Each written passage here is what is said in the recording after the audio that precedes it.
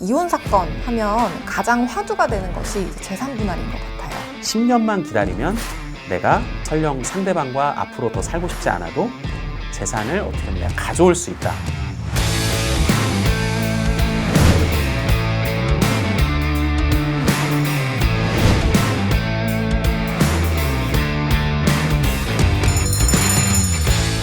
경종을 울려라.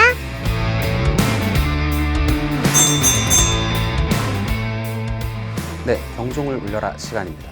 장변님, 오늘 이 시간에는 조금 다른 주제로 얘기를 해보자고 하셨죠? 네, 그동안 저희가 형사사건 위주로 좀 말씀을 나눴었는데 사실 저희 법인에서 형사사건만 다루는 건 아니잖아요. 네. 그래서 오늘 이 시간에는 이혼 사건과 관련된 주제를 이렇게 얘기를 해보면 좋을 것 같습니다.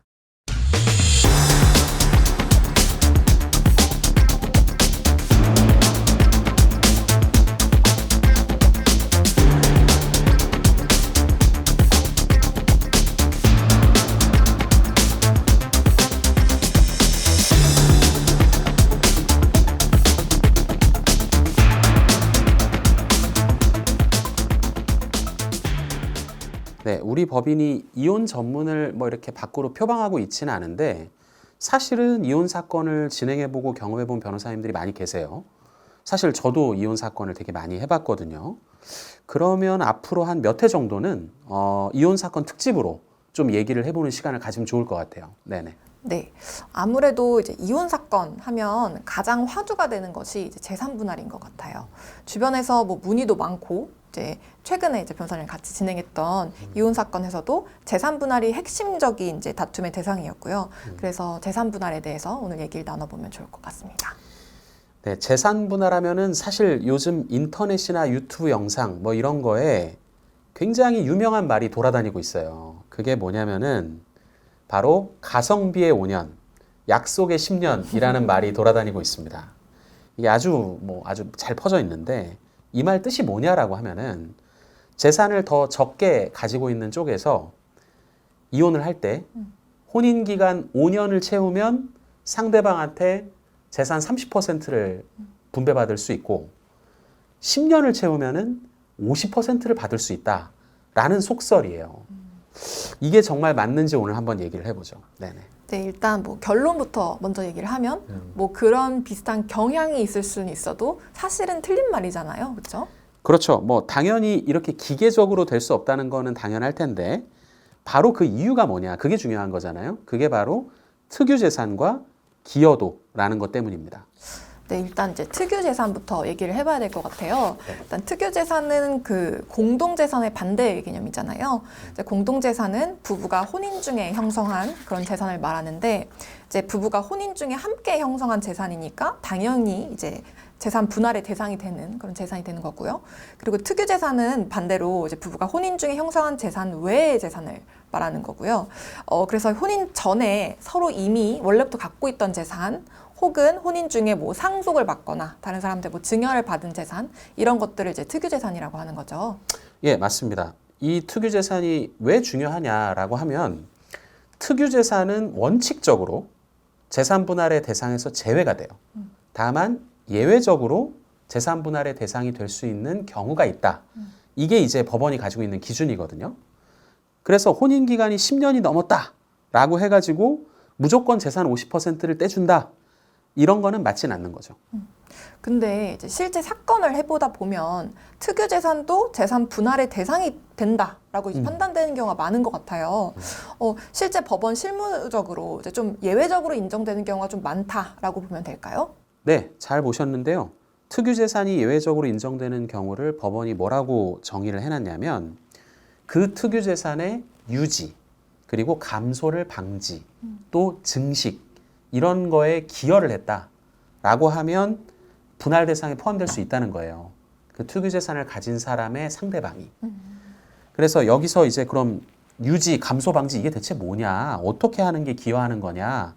라는 게 문제가 되는데 법원에서 아주 막 거창하게 기여하는 거, 뭐 예를 들면 가서 직접 뭐 부동산인데 내가 가서 그걸 관리했다던가 이런 것만 인정해 주는 게 아니고 그냥 내가 집에서 가사노동 쭉 하고 자녀 양육을 해주고 이런 것까지도 다 간접적인 기여로 인정을 해주고요.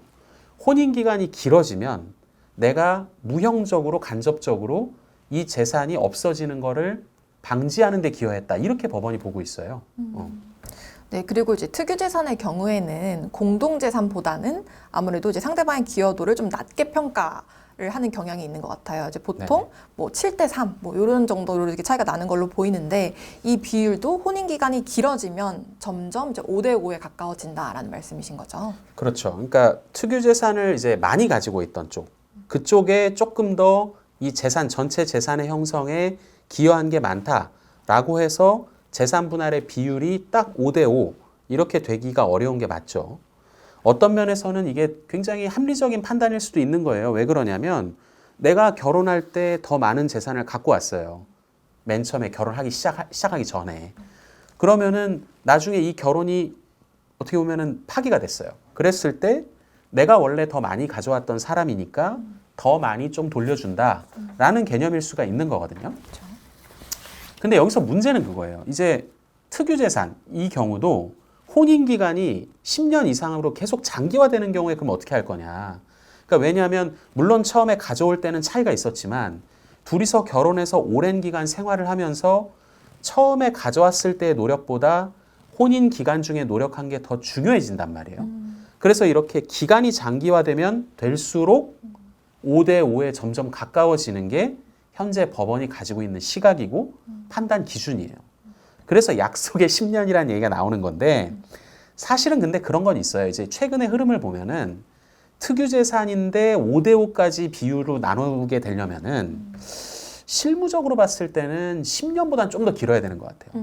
물론 이렇게 딱 뭐 그렇다고 13년, 14년 이런 건 아니고 한 글쎄요 20년 정도가 되면 그래도 아 정말 이 정도 살았으면 뭐 특유재산이든 공동재산이든 5대 5로 평가될 가능성이 높다 이렇게 봐도 될 것 같아요. 네네네. 그리고 이 특유재산도 생각해볼 부분이 하나 더 있는 것 같은데요. 일단 혼인 전에 취득한 재산은 방금 말씀 주신 것처럼 그런 게 적용된다고 본다면 혼인 중에 이제 상속받거나 뭐 증여받은 재산 뭐 그런 것들은 그 시점이 중요할 것 같아요. 네네. 그 혼인 중에 형성한 재산이라고 해도 한쪽의 기여도를 50% 이상으로 높게 보는 경우가 몇 가지가 있는데요. 대표적인 한 가지가 다른 배우자의 관여 없이 한쪽 일방의 배우자가 어떤 사업, 특별한 투자 이런 걸 통해서 정말 말 그대로 자기 개인의 오로지 자신의 노력으로 거액의 재산을 형성해 버린 경우예요. 예를 들면은 뭐 한 글쎄요 명확하게 이렇게 뭐 법원이 기준을 정한 건 아니지만 보통 10억 원 정도 이상을 정말 나만의 노력으로 거액의 재산을 불렸다 이러면 기여도를 좀 더 특별히 인정해 줄 가능성이 있고요. 자 이제 반대의 예로 이 50%보다 깎이는 사유들도 있거든요. 그게 뭐냐면 어떤 배우자가 자기가 과소비를 하거나 아니면 범죄를 저지르거나 아니면 뭔가 심각한 판단착오를 해서 엄청나게 채무가 발생해 버린 거예요. 아니면 재산을 날려먹거나 이런 경우라면 그 사람의 기여도는 오히려 떨어지겠죠. 그런 사유가 될 수가 있거든요. 자, 근데 이렇게 재산을 감소시킨 경우는 절대적인 금액 기준은 아예 없고 이 경우는 그 감소된 금액이 전체 공동재산에서 차지하는 비율로 보는 경향이 좀 있습니다. 예, 그 정도 생각하면 될 것 같고 이렇게 이제 뭐 채무를 부담시키거나 아니면 재산을 날려먹으면 배우자의 기여도가 깎인다. 이렇게 보면 되겠죠. 그러니까 이렇게 얘기를 해보니까 이제 약속의 10년, 뭐 즉 결혼 기간이 10년 이상이 되면 뭐 재산 분할 반 받을 수 있다. 뭐 이게 나름 그럴 듯하지만 사실 예외가 많다라는 점을 이제 알고 계셔야 될 것 같아요. 네, 맞아요. 그러니까 이제 재산 분할에 대한 뭐 약속의 10년 이런 속설이 나온 가장 핵심적인 어떤 이유는 생각을 해보면 사실 뭐 우리 사회에서 이제 결혼하는 어떤 실체적인 모습 중에 한쪽은 재산이 많고 한쪽은 재산이 없는 비대칭적인 재산 상황에서 결혼을 하는 경우가 생각보다 많고 이런 경우에 재산이 없는 쪽에서 10년만 기다리면 내가 설령 상대방과 앞으로 더 살고 싶지 않아도 재산을 어떻게 보면 내가 가져올 수 있다. 이런 어떤 뭐 잘못된 기대 때문인데요. 이게 딱 맞는 얘기가 아니다. 이렇게 보시면 될 것 같고 또 그리고 실제 재산 분할을 소송으로 들어가 보면은요. 상대방의 재산을 찾는 것도 보통 일은 아니에요. 생각보다. 그런 것도 있고 또 내가 채무, 그러니까 단순히 내가 가지고 있는 적극적인 재산 말고 나의 소극 재산 이런 걸 입증하는 것도 결국 재판 중에 거쳐야 될, 넘어야 될 산들이에요. 그래서 그냥 야, 내가 혼인기간 10년 채웠어. 이렇게 쉽게 생각할 일이 결코 아니라는 거죠. 그래서 정말 뭐 이런 걸 노리고 이렇게 뭐 결혼을 하고 뭐 이혼을 하고 이런 게 절대 생겨서는 안 되겠습니다. 네네. 네, 이혼 재산 분할에 있어서 그 가성비의 5년, 약속의 10년, 네. 이 속설의 진실에 대해서 알아보는 시간이었는데요. 네네. 네, 이번 시간도 정리를 해볼까요? 네, 노 변호사님 경종을 울려주세요. 경종아 울려라! 네, 오늘의 핵심은 세 가지입니다. 첫째, 약속의 10년, 즉 혼인기간이 10년이 넘으면 재산 분할을 50% 받는다. 이런 속설은 반은 맞고 반은 틀리다. 이렇게 말씀드릴 수 있겠어요. 그 이유는 바로 특유재산과 기여도가 영향을 주기 때문입니다.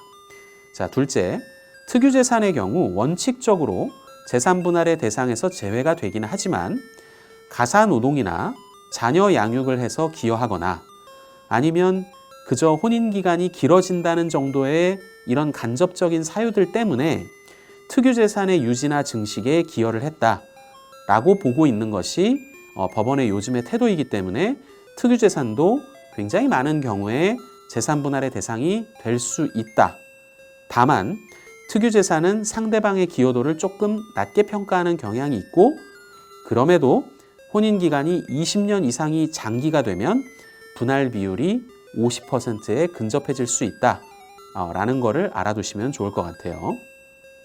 셋째, 그 외에도 부부 공동재산의 분할 비율에 영향을 미치는 기여도, 요거를 달리 평가하는 경우들이 좀 있는데 특히 상대방의 관여 없는 일방의 사업 또는 투자로 재산을 증식하는 경우 이때 통상 10억 원 정도 이상이면 특별한 기여도를 인정을 좀 해주는 경향이 있고요. 반대로 부부의 공동재산을 까먹는 재산 손실을 일으킨 일방은 기여도가 오히려 깎일 수가 있다는 점 기억하시면 좋을 것 같습니다. 자, 이렇게 이혼 시 분할할 재산이 많이 있고 좀 까다로운 재산 어떤 관계를 갖고 있다면 반드시 전문성이 있는 변호사를 선임해서 진행하시는 것을 권해드리겠습니다. 네, 그럼 저희는 다음 시간에도 이혼 관련된 주제로 다시 찾아뵙는 걸로 하겠습니다. 노 변호사님, 오늘도 함께해 주셔서 감사합니다.